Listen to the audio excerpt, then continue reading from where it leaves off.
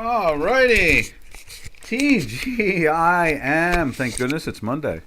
Um, this is Doc from North America.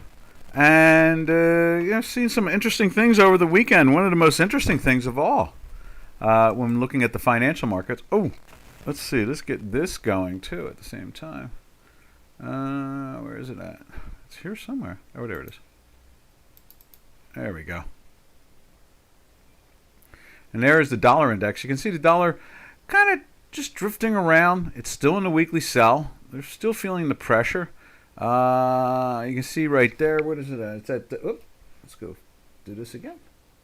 And you can see it's right there at close. It's trading at the moment at 100.31. Basically, they're just still hanging in there. You can see it's going in and out, trying to get into a buy. But unfortunately for it, it's been 3 weeks now on a sell, so it's not, and that's showing us the overall pressure.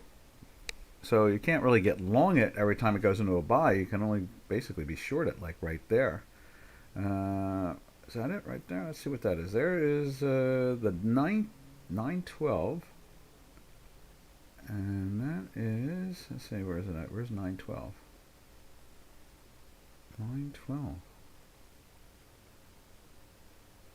Let's try that again. There's 912. I guess there's 912. 19? Am I seeing this wrong? 912. Okay, that's the 12th. That's what it is. It's the 12th. That's fine, the 12th. So it's basically been telling us to be more short since right there. I guess what we do is we move this over even. No, I guess it's the other way. We move this over too and widen it like so. And I guess do we do that? No. We go like that, I guess? That's what it is. Something like that, I guess. Right around... I guess I have to move this one over to get them to be aligned. More like that. So there is the 12th. And there is the 12th right there. So you see the pressure that's been on it. And so it's not really been that happy about the idea of lifting into a buy whatsoever. Since this move, I guess I can move that, over this way? This is kind of fun to do the shift. You can shift them around so you can see the numbers better. This way I don't have to, I see, there it is right there. So there is the 12th right there. And there's the 12th right there. And you can see that downwardly pressure. And I guess then we extend it a little bit more, like so, and we end up widening it out to it like so. There we are. See, you can do research on this platform because you can actually move it around. So it's dynamic like that. We'll stretch it over a little bit more, stretch over a little bit more, and there you go. You got it kind of basically lined up. There's the 12th there, there's the 12th there. So all right, and you can see that's the dollar index. Now, what was I saying? I started off with the idea that, I saw some really interesting economic data over the weekend that really, I had a general idea about, but I didn't really think about it too hard, and it was the ghost cities in China. And what they've been doing is they've been taking all this money that they've been making. Hey, Robin. They've been making all this money over the decade now, or decades, I guess you could say decade now, in China. And they've been plowing it into ghost cities to keep people employed. And at the same time, into the military. Now, it's been a combination, which seems kind of odd to me. But anyway, the end result, I guess it would look like Lebanon. I mean, what are they really thinking? It's not the smartest thing to build all these giant cities. And nobody's living in them. That's the thing. That's why they call them ghost cities. They're empty. And so the odd thing that caught my eye, not the ghost cities. We already knew about the ghost cities. I just didn't know the extent of them. No, I thought, okay, they built some ghost cities, and then we've seen over the years, and I've shown you on the webinar, they knock them down. They employ people to knock them down again and then build them again. But they're ghost cities. There's nobody really living in them. And so I saw a picture, an actual video of some of the ghost cities, and they're like the size of Manhattan. they're incredible. Skyscrapers everywhere. And so I guess that's why. Remember years ago I said something about how did I say it? They said it was a joke that I saw on like Facebook or something. It said that basically the national bird to China should be the crane. In other words, like cranes, industrial cranes lifting things, but it was like a play on words, the crane. But this weekend I saw a study done, and what it really comes down to is the 154 or 56 billion dollars are plowing into real estate to prop up the economy. Basically, it's about a little more than a trillion yuan, the Chinese currency, and what it really is that they have the capacity to house almost 3 trillion people. Now they only have like, I don't know, billion and a quarter or something like that, or a billion. So they have 3 times the capacity to house their population. I don't understand why they won't let them live in these places. Like move them, make their lives better. They're modern cities. Water, plumbing. Maybe they don't have the water and the plumbing. Maybe they're just tall buildings without electricity and without plumbing. Because it might be cheaper to build those things. But it was really a surprise to me because it's basically what it's like is it's like what they're doing is they're basically giving water to a person who's drowning. In other words, here's a glass of water. Oh, I'm drowning. No, that's right. Here's a glass of water. In other words, it doesn't make any sense. So you really got to wonder what kind of stimulus this is going to be when they already have the capacity to house 3 billion people. And they only have a population of about a billion. Maybe a billion more or a billion or, a little under a billion. Either way, they still have the capacity of almost, some people say, and they showed a lot of ghost cities that have the capacity to possibly, provide housing for over 3 billion people total. Just in general. So, I'm talking about, people living in places and not. So how do you use a stimulation by making housing cheaper when you have the capacity already? They're just sitting there. It's very confusing. I don't think they understand capitalism and free markets whatsoever in China. That was like a rude scream in my head. Like, what are they doing? We knew Evergrande, and I'm trying to figure the other real estate company all went bankrupt, and they lost buildings in international cities, and I think they might have executed the chair people or something like that. That's classic for them. But now they're going to plow a trillion yuan, or 1.5, or 150 million, 150 billion, like 156 billion or something like that, into propping up the real estate market. I'm thinking to myself, isn't the overcapacity of even a 500 million? No, let's just say they could house a 500 million more people than they have already. That'd be already a major stimulation. But the idea that they actually have the capacity to house 2 or 3 billion is like giving a glass of water to somebody who's drowning. And so you really got to wonder, how long is this charade going to go on in the world markets in general? Acting like, this stimulation is something positive. And you can see the dollar here just slowly leaking down. Just slowly leaking down. So I thought, let's go take a look at the Shanghai market, see if they've lifted it again. They've been ripping that thing with some real strength. Massive move on the upside for like the last couple days. Yeah, I guess they did it. There's last night. They took it up again. And I'm thinking to myself, how good is this rally? In other words, they're just pumping and dumping. That's what we used to call it on the trading floor, pumping and dumping. So, to me, I'm looking at it and I'm saying, whoa, freak me out, freak me out. Just the whole idea, what they're doing as a stimulus, to me is like, no, guys, this is a bad idea. You can see we went into the daily buy there. You can see the weekly algorithm jumped finally into the weekly buy here last week, and you can see, this week it's, climbing like a rock, like a Elon Musk rocket ship, like SpaceX. It's just taking off. The question is, how do you make a profit out of that? I guess you hopefully find somebody else to buy it from you at this point. I don't understand this enormous lift into the stock market. It makes me very concerned when I found out that the stimulus is not going to do anything more than prop up a bunch of ghost cities and some small, I guess, they're going to lower rates for people who have loans against, their properties, mortgages.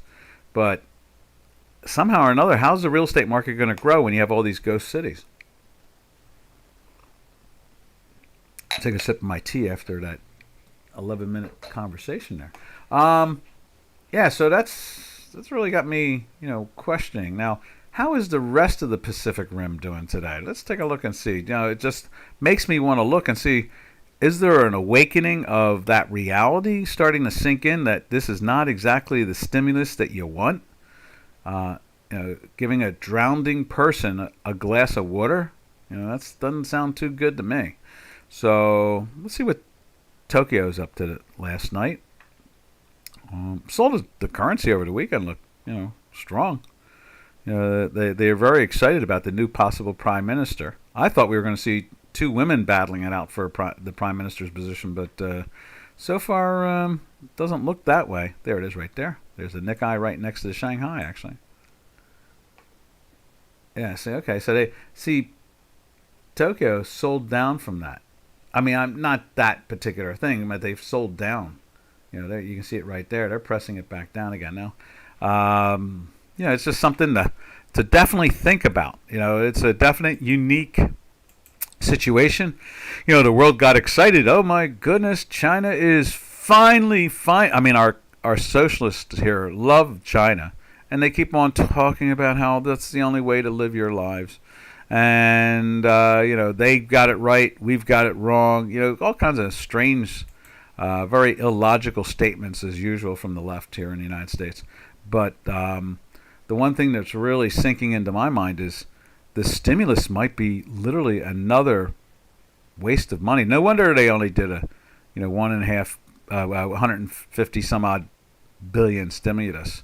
In the end result is it's not going to help. Now, it's helping the stock market over there. Look at the way, let's go back to it. Look at the way the Shanghai is just ripping. I guess I really should put the Hong Kong back up again. I've just gotten so disappointed that with the Hong Kong being tied to the U.S. dollar that, we're not really looking at a true index the way it should be. So I just keep the Shanghai up there. But when we look at the other countries around, I said that Singapore, is probably could be the most sophisticated of the financial centers now that Hong Kong has been put out of business by the communists. I would probably say that the fact that when they showed that stimulus package, let me show you where the Singapore Straits Times is right now. It started to sell off, and I pointed that out last week, and you can see it there again. Let's move this over. Oh, I love how I can move these things around. Grab it and go like that. Pull this thing over to here like so. And then I can move it over here, and you can match it up to this right here. And I guess I can go like this a little bit, and it'll straighten it out even more. So, Singapore Straits Times, as soon as they saw the stimulus that the Chinese were doing, they started selling their index down. In other words, it's the classic Wall Street expression. Buy the rumor, sell the news. And in this case here, the news is not as good as you would think. I didn't really think about the ghost cities. I didn't think about the capacity And then when I saw that over the weekend, I mean, I'd heard, and I mentioned it here, I heard some negative, situations about, about it all. I mean, I heard that, but this is definitely an eye-opener this morning. The idea that they have that much capacity, and now they're going to try to pump that up. It's like, they just don't. They have no clarity of free markets and free people and economic growth, and it really is very harmful. Now you can see here the Singapore Straits Times weekly wise, it's still in that weekly buy since like down in here since the August. Let's see what is that? That's August 8th. Yeah. No, wait a minute. That's August 23rd. This went into a buy at, let's see, so that'd be 8/7, right? Yeah, so August is the 8th month, September's the 9th month. So that is, let's see, what is that? That is, so we got to get that, there it is. Okay, so 8/16, right, so 8/12 is right, 8/8 is right, 8/7 is right there. Let's see, when's the end of the week? Right there. So 5, 6, 7, 8. Okay, so it must have been like this, the 2nd and then the 5th. So you can see here, that is the 16th. There is the 9th. Okay, so that's right in here. And that low there, and then it started to roar up. You can see our weekly started to turn, and then the following week in here, there's the 15th. What is that? That is the 23rd. So it's the 15th is the beginning of the week. There's the 23rd. There's the 23rd right there. So went into the weekly buy up in here. Went into the daily buy here. It protected you. The math protected you not to be short. And then it told you get long. And then you had to move from the what is that? Like the 33.72 area of the Singapore Straits Times to the 36.48. So it was a nice move out of that. But they recognized that the stimulus obviously is not that good a stimulus. Now, obviously, Shanghai is, you can see, go back to the Shanghai one more time, but you can see the Shanghai is moving like as if, it's all free money. And it is, I guess. It comes down to who's buying and why they're buying. In this case here, we know they're buying the stock market for sure. There it is right there. Oh, I like how the thing stayed right where it was. Oop, maybe not. Oh, okay, it readjusted again.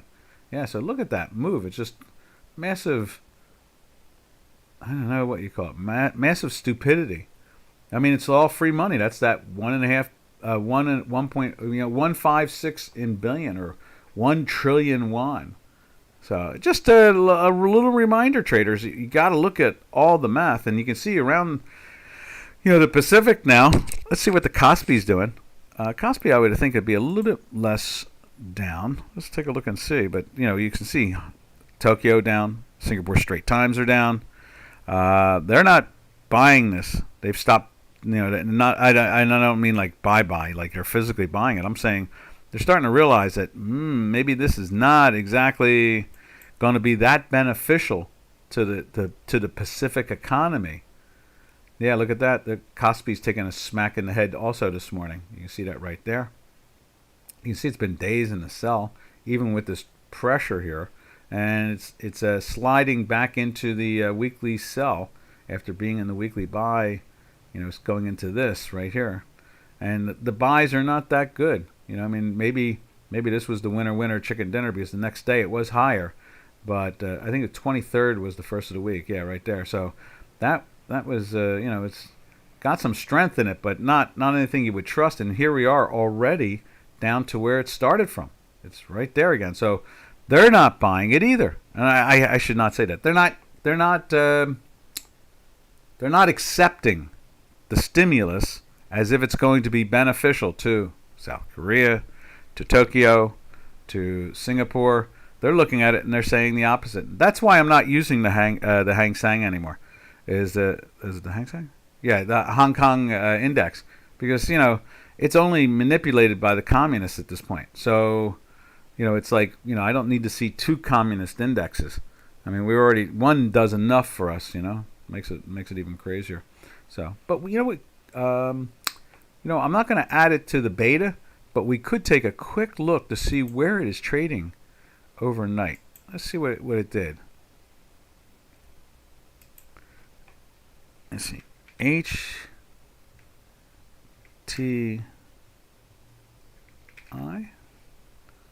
Is that it? Is it Hong Kong? Let's do this.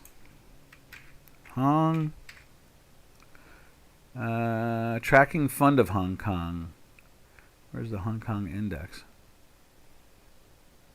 Clearing limited. It always makes me wonder when you do something as simple as you want to look at the Hong Kong index and they hide it. It's like, huh? Why can't they just how hard is it to put the exact thing Hong Kong index? Oop, back. Index. Yeah, see, that's not the index because I know it's like 18 or 19,000. Let's see what the 3-month looks like. Yeah, see, it's jumping too. Same thing. Big mad rush up. Let's see if we can actually find the market itself, the index. It used to be a major financial center. It was it really told us what was going on in the Pacific Rim. I mean, it was the lead, and at the same time, it was fixed to the dollar. So you had this comfort level of the index even more.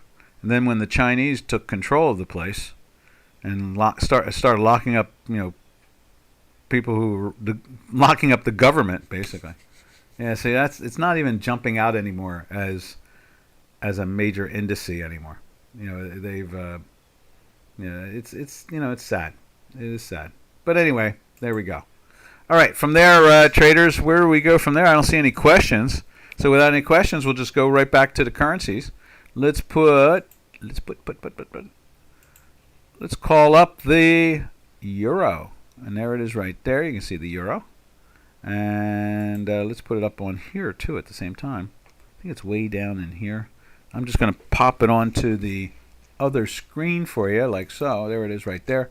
You see the euro trying to lift up. It went into the buy here. It tried to get into a sell, but we were green and red. You see, we went into the weekly sell, and it's done and over with already. They're already starting to move right back into the buy. Look at that. I mean, it's just jumping. It be jumping. So the euro looking very, very firm. I was really surprised they could even get it into the weekly sell last week. I didn't even know what that was all about. I guess every time you turn around, Europe keeps on finding a new way to confuse us about the value of Europe itself. The big story over here right now with Europe is the fact that they're just limiting growth. They're really fighting to not allow, what do you call it? Innovation, that's the word. Innovation. In other words, inventing. They're really blocking technology, and Brussels is blocking technology and growth. So it's like, whoa, what's the malfunction there? They don't seem to want to grow. I thought people wanted to grow. I thought that the attitude of Europe was to grow, and at this point, it doesn't seem to be happening. Let me show you what. See now, what's interesting on the beta. Check out our beta. We're really loving our beta. We're thinking that it is definitely a great tool. Here is the euro on the beta now. We found the right symbol for it. So we go like that. And then we go like this a little bit. Just widen it out a little bit more. Move this over a little bit, I think. Not that way. It's the other one. Go like that. You move them over. And so you can see here, it didn't go into the weekly sell last week. See that here? It had done that a couple weeks back, which is interesting. We went into the weekly sell. When was that? That was 9/13. So that's September 13th. There's September 6th. There's September 12th. It went into a weekly sell, and at the same time it was in the buy for a few days, and then it went into the sell, and you couldn't take it, but it definitely told you that it wasn't going up, and then you see it got back into the buy. What is that? That is the 20th. So in here, you can actually, where's the 20th at? Right there's the 20th right there. So it got into the weekly buy. Now you're not in the sell anymore on the daily. I mean, the daily's in the sell, but you can't trade it on the short side. And then you get into a daily buy here. It gives you a pop here. If you had good stops and so forth, you manage your trading well, then you made money out of that buy signal. And then you can see here, it gets into a very confused state. It goes into the daily sell right there. And you can see those 4 days, it's been some odd pressure. You can't be shorted. Why again, traders? Just a reminder, it's in a weekly buy now for a third week. So you can't play the short side. It's a neutral now. There's three positions we always talk about: long, short, and flat. Now, flat doesn't mean you don't have a position. It can be also a straddle. It can be all kinds of things. You can, develop all kinds of concepts for flat, or actually not have a position at all. You can do any one of them, but doesn't mean you're flat. Like you're out of the trade. You may be prepared for volatility. So this is the euro, and the beta is really, much more precise. Matter of fact, you can see it went into the weekly buy back in, when is that? We'll find that in a second. There it is. Back on July 5th. And there is, somewhere around in here is there's June. July 5th, right in here. It went into the weekly buy right there. And you can see the thing climbed from the 108-ish area. The low is actually 108.01, but anyway, that's the low for the day. And you can see it has now climbed as high as 112.01. And then it's bounced around, and now it's made another challenge to the 112. It's 112, almost 14. It's 13.89. So that was a really good move, and right here was the top. Interesting.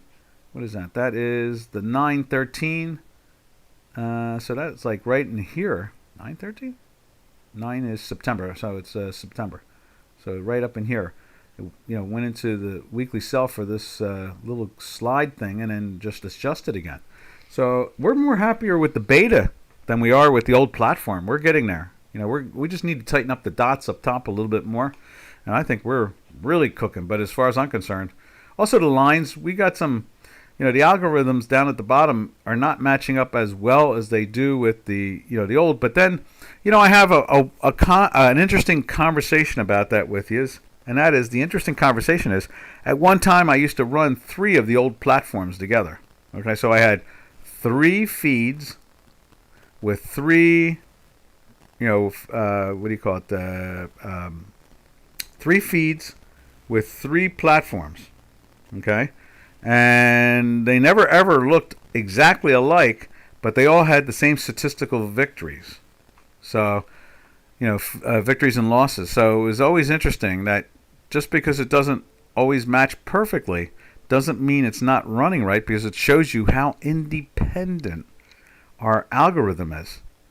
So in other words, a lot of people take moving averages and, MACDs and, all these other things, and they all look perfect. They all look the same on the same computer. All match up. Whereas when we run our algorithm, you can have 3 of the same program, 3 separate programs, same program itself, but 3 different programs taking 3 feeds from the same data source and look different. Because it's like a cycle thing. I remember it was a synchronization in the hard drive, the processor. That's what it was. We looked into it and tried to figure out why they can all be accurate but not exactly look the same. It was because they cycle differently because of the processor, and that's really cool. Whereas you look at MACD, it shows you how imprecise something like that or moving averages are, because you can take 50 of the same platforms, and they're all going to look identical with the same data feed. There's not going to be a deviation at all. All right. Whereas every time I did it with ours, I did it up to a 4th one too. And it was like, wow, it has an interesting mind of its own. That's why we always call it a consciousness. All right, it's like the split slit experiment that Schrodinger in physics talks about, the consciousness. All right, from there we go from the cable to the cable. We'll shoot over to the cable. I'll just jump over to the cable on the old platform right there. Now that's really interesting. You can see that strength there. It's been in that weekly buy. It did not fall into the sell last week like the way the euro did on that platform. And then let's go tune in over here. Where's it at? Right there. And here it is on the beta platform. And again, same way. Held up very well. See that right there. Last week it did not go into the sell. It just kept on marching along, same as it did right there. Same thing. A little dip down on the bar itself, but nothing more than that. As a matter of fact, it's interesting is the bar was even higher than the previous bar, and it just missed the sell that week. So, it just tells you. I remember I was talking about it too, how the cable held on to its buy when on the beta when the euro backed off. I thought that was interesting. I thought that was very interesting, and that's the markets are a fascinating. The cycle of the processor in a computer has an influence on how it's timed, how it collects data and and digests it and then describes it. And so, with our work, it's taking a mathematical consciousness of some form like the double slit, and it's being influenced separately just like the double slit. Remember, Schrodinger is the one who gave us the warning about quantum mechanics and said, you're insinuating that, he said, it's insinuating that a cat could be in a box and you wouldn't know if it's alive or dead until you open the box. And that's what quantum mechanics is. And that's, that was his insult to quantum mechanics and the Copenhagen conjecture. He was like, this thing is not complete. And Al Einstein, sang that same song years later from the Copenhagen conference. This, we don't have, this thing is not complete. It's an okay tool, but it's not complete. All right. From there, we'll go over to the great inflation fighters. And there it is right there. You can see the Swiss. Do I have that up on there? So it's got like this. Pop that on there. There's the Swiss. And I'll have to go put the, going to have to start putting the currencies on the beta now so we can compare them and watch them. And so you can see right here, it's finding a way to, gain against the dollar. That little teeny little slope since Thursday last week after, sideways, I guess you could say. You see it pushed into the sell, and it's been in the sell since right there, and it's still, it hasn't, it's taken out the low, of course, and that low too. But, it's just a little sloppy in action, and you can see it closed in the weekly sell again. It's been in that weekly sell for a while. Matter of fact, when you go over to the, where's the spreadsheet at? Where's Janos to remind us about the spreadsheet? And then you can go over to here, to the spreadsheet, and you can see the Swiss is 18 weeks in a sell now. 4 days in a sell, 18 weeks in a sell. So this thing is heading for half a year. We're so used to it because of the great experiment, the Euro-Turkish lira pairs trade. We're always out there looking to see who has the tenacity, who has the strength or the guts or the sadness, of being in a trend for so long a period of time. And there's no doubt about it. Obviously, the Turkish lira. Actually, I think the Turkish lira went into a weekly sell last week. We'll have to take a look today and see what they're doing there. Let's just finish off this. There's the yen. We saw what Tokyo did. Tokyo sold down on the stock market.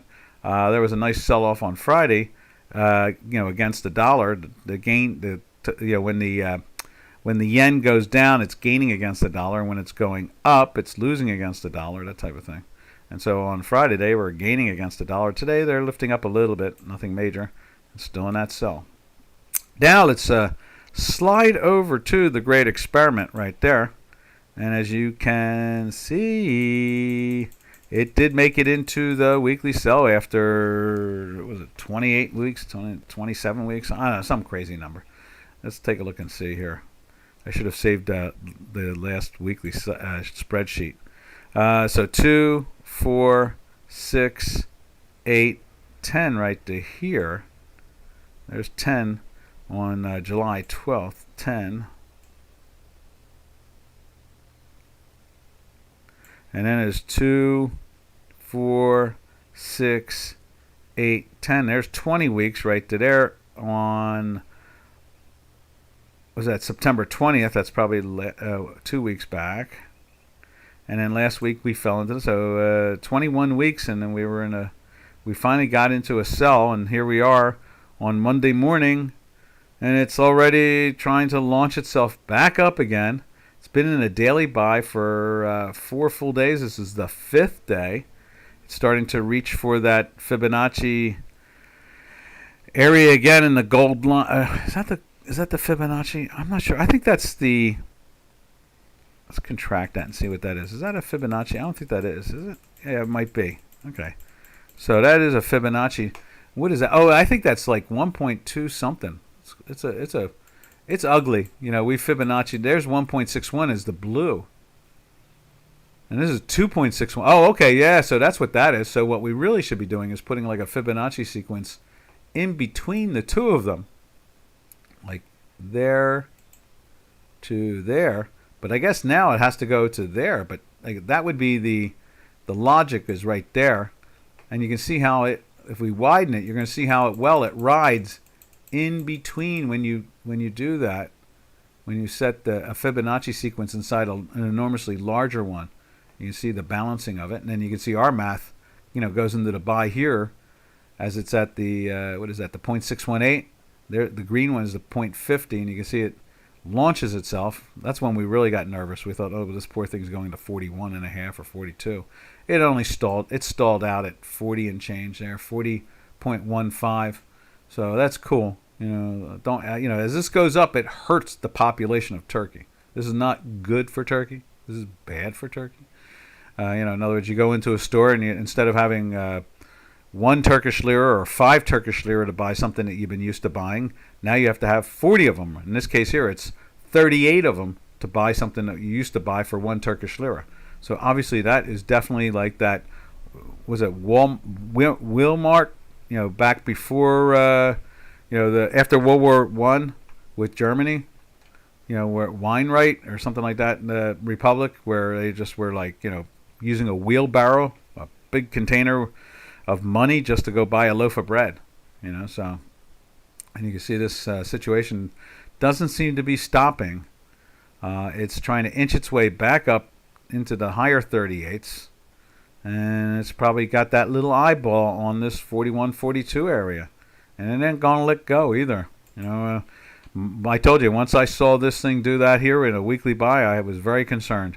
And now that we went into the sell, and it seems to be failing, and we're already up, it's going to take some work to get back into that weekly sell. We'll see.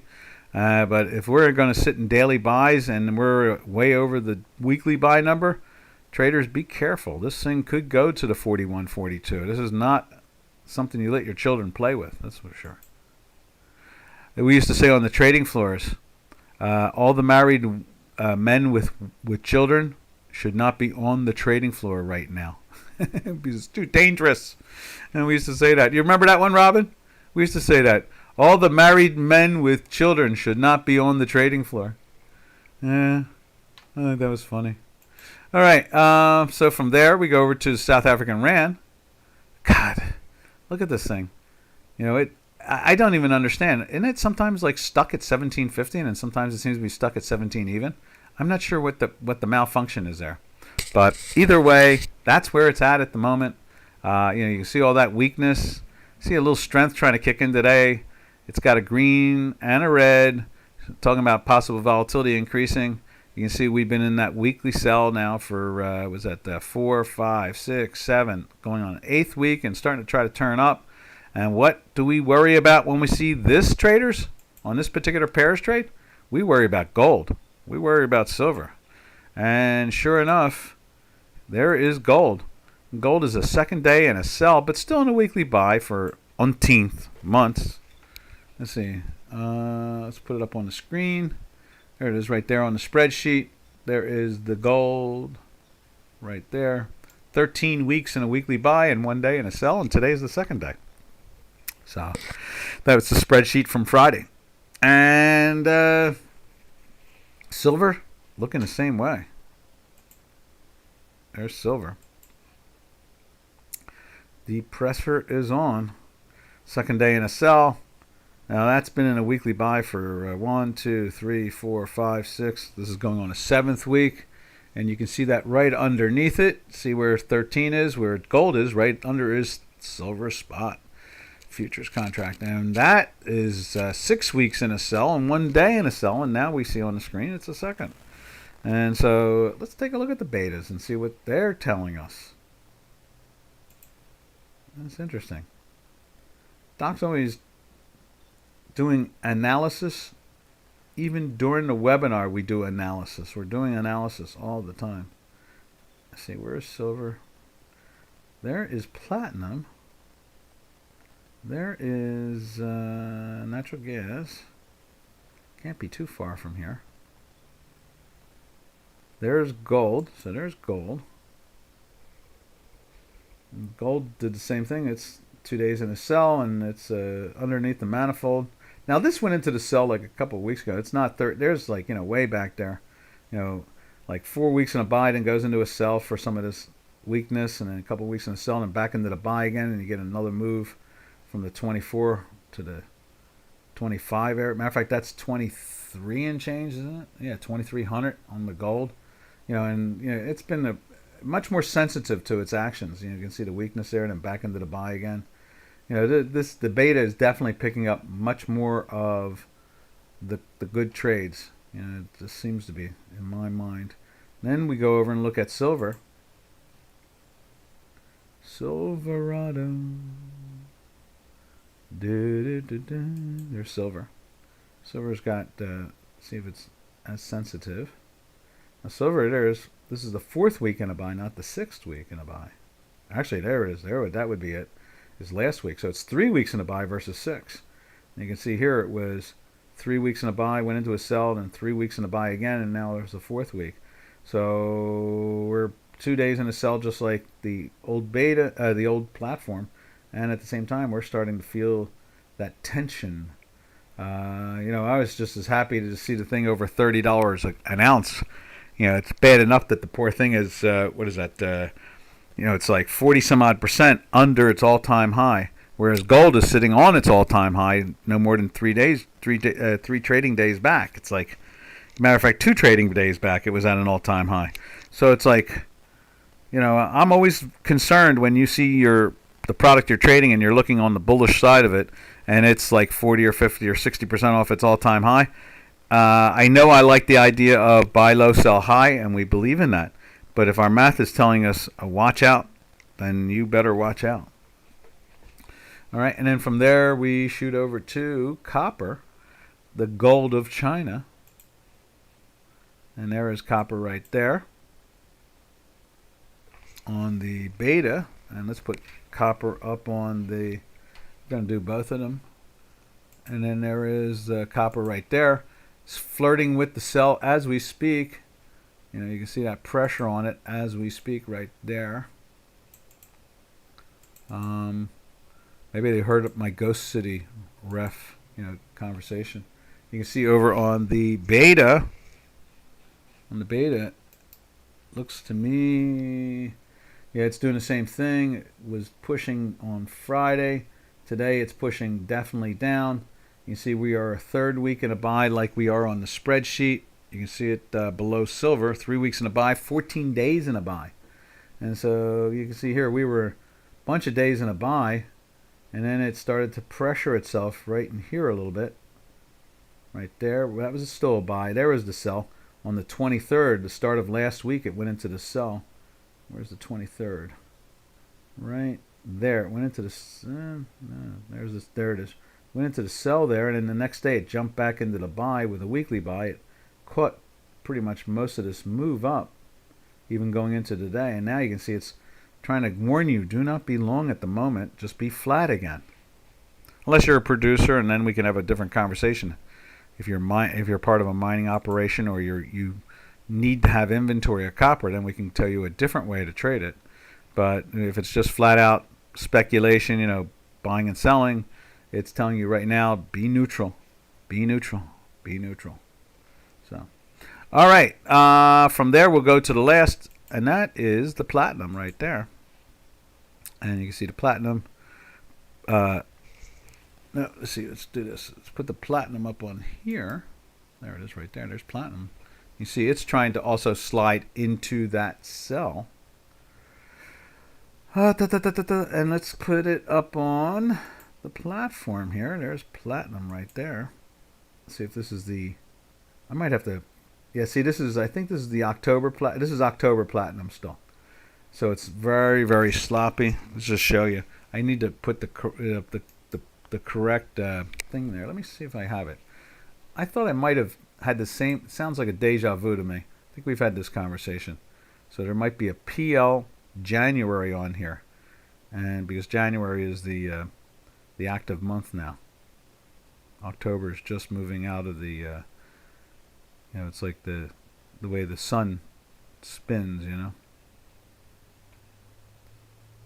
No, that's just the grains right there. Okay, we'll have to put that in there. We'll put the January in there after the webinar. But anyway, you can see that there, traders. January is telling you, ouch, on the downside coming. Well, what a nice hard drop that is. Now we need the weekly to break down. That'll really do it. But what it's telling us now is from that long from down in here in the 950 area, that the topping out in the over the $1,000 area, right up in here, is having its issues.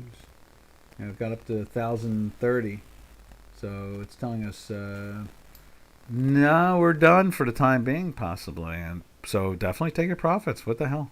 If you have an $80 win, still take it, even if it's a $45 win or something like that. Win is a win is a win. All right, so from there, we go over to the energy sector.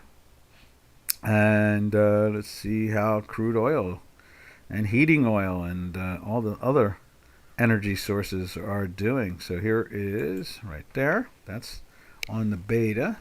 So we got oil on beta.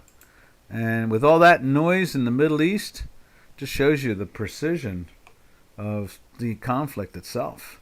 So... Now, this is interesting. On the beta, we've been in a weekly sell on oil for 5 weeks now. This is the 5th week in a weekly sell. Let's just show you that.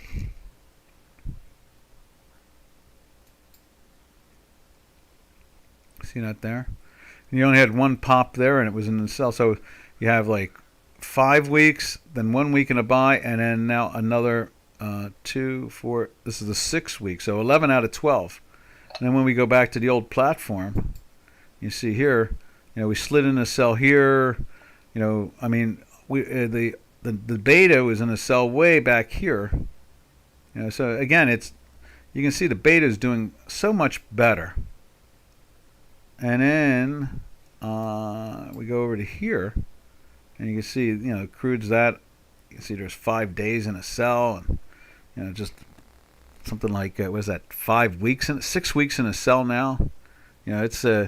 It's definitely giving us a better insight to the future, because it's just reading from a different source than the source we're using now,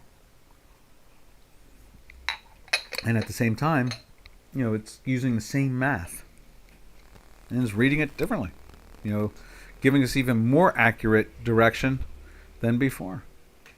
From there, we'll take a look at heating oil. Now, but I looked at heating oil this morning because... Where is it at? Right there. There's heating oil. And it did not go into the buy last week. It looked like it had right there. And the same thing on the other platform, but not here. It never went into the buy, and I thought that was curious. And over on the old platform, it had slid into the buy. And then when I opened it up late last night for the overnight trading. Next thing I know is it is, and that's grains. Let's go back to this again. Right there and there and there. And so it never made it. Now it's trying again. It's trying to get into that weekly buy. And it's in a daily sell through it all, so you couldn't be long either way if you were in a weekly buy. Now, if you're a provider or something like that, you might hedge a little bit, pick up some calls or something like that. But over here, and that's a whole different conversation, and I'd gladly talk options anytime. And so you can see here it was in the sell too, just like that, gliding down. And it never climbed into the weekly, and it's doing the same thing. It's trying to get into the weekly as we speak. Doing the same thing as the other platform. So what's interesting is this is, you would think that like crude oil could be way more liquid than anything else, but this particular product, since it is the fuel for all the airplanes in the sky and all the the big trucks and heavy equipment across the planet, and diesel, and at the same time, it is in the United States. That's why it's called heating oil, is that it heats. It heats houses, heats engines. It's a friction thing. So in other words, you don't use a spark plug when you're using this kerosene / heating oil type stuff. And so it's a friction ignited product, and that's it feeds the jet engines, and it's feeding the tractor and trailers. It's an interesting byproduct of the crude. Very interesting product. All right, and then from there we slide over to, let's go down to Brent, see how Brent is. Brent matches up to West Texas all the time. So American oil and Brent always seem to be matching with each other. And the only difference normally is, there we go. The only difference is the transportation cost, since it's a north, it's done out on a platform. And you can see here, it's been in that weekly sell for 6 weeks. It's the same way as West Texas. 5 weeks here, same thing. So it's 11 out of 12. So it's way better than looking at our old platform. And you can see daily wise, it's been in a sell for 5 days now. Just pressing down. From there we shoot over to Nat Gas. Nat Gas showed some strength this morning. I saw that. It was a little not surprising. I mean, we are getting cooler temperatures. We're heading for the coldest times of the year here in the Northern Hemisphere. We hear all these stories in Europe. Austria is seeing snow that they've not seen in September in, decades and decades and decades. Global cooling is coming to the planet. There's a political entity that keeps on trying to tell us it's global warming. Ever since the 1970s, we've seen all the math that says it's global cooling coming. So, it's a song and dance with that one, too, at the same time. Remember when Leonard Nimoy, Spock in Star Trek, did commercials about global cooling and, how we need to do more and we have to have alternative energy because we don't have enough oil. We're going to run out of the oil in the 1990s. Here we are in 2024, and we know we have way more dino juice than we've ever had before. So, and then from there, we go over to who's the last one in the energy side here. We've done Brent and natural gas, and we've done heating oil and the two crude. Oh, I know what it is. It's the stock. Let's find that European stock. I'm gonna have to change the name on it or something and say so. It says Spanish stock. Right there. There we go. So this is the energy company in Spain. You see the strength in it the same way as natural gas right there, and it's trying to climb into a weekly buy. It's right on the edge. It's still, what's it doing? It's just right on the edge. It's like -0 something. I just saw it. Let's see if we can widen this out, and then we'll be able to see it better.